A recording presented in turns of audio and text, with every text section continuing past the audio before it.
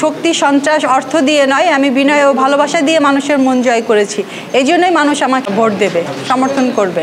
নির্বাচনের সময় যত এগিয়ে আসছে, ব্যস্ততা বাড়ছে প্রার্থীদের। গ্রামের কাগজের নিয়মিত আয়োজনে ভোটারদের নানা প্রশ্নের উত্তর খুঁজতে আজ শোনাবো চেয়ারম্যান পদপ্রার্থী ফাতেমা আনোয়ারের কথা।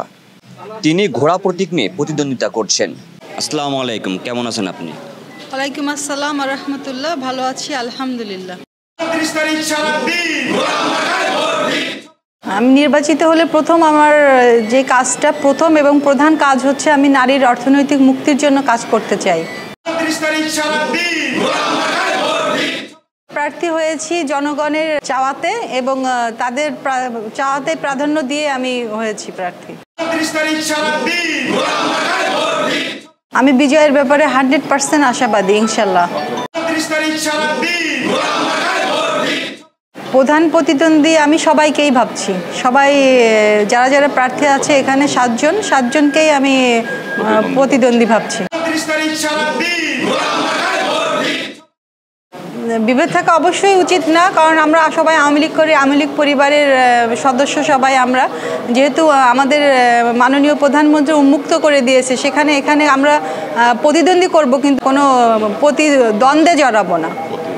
প্রতিহিংসার রাজনীতি তো আমরা করি না আওয়ামী লীগে। তো আমরা এখানে নির্বাচন করব, সবাই যার যার জায়গা থেকে তারা আমরা নির্বাচন করব, কিন্তু কোনো প্রতিদ্বন্দ্বে জড়াবো না।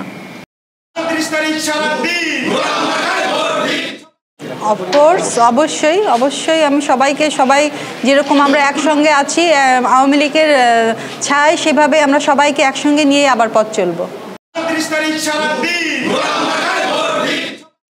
আমি অবশ্যই গণমানুষের নেতা হতে চাই।